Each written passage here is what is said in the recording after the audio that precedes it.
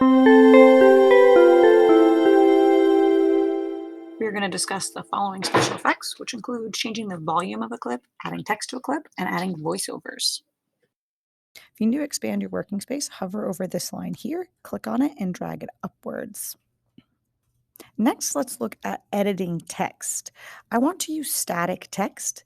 Static text is text that doesn't move.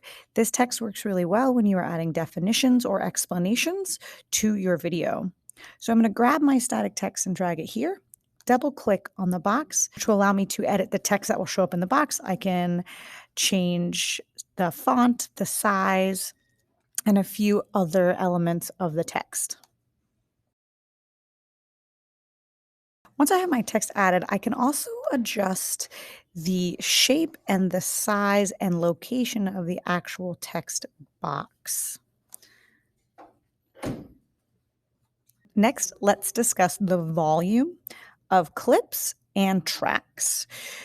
So I can adjust the volume of an entire track by using this slider here, or I can adjust the volume of a specific clip by clicking on the clip and clicking Edit.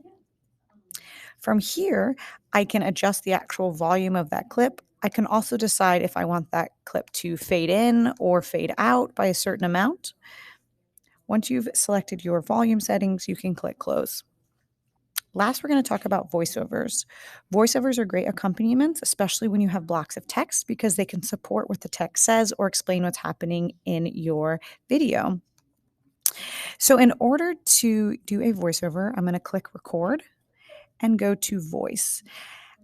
I can record from the very beginning of the video or from my current position.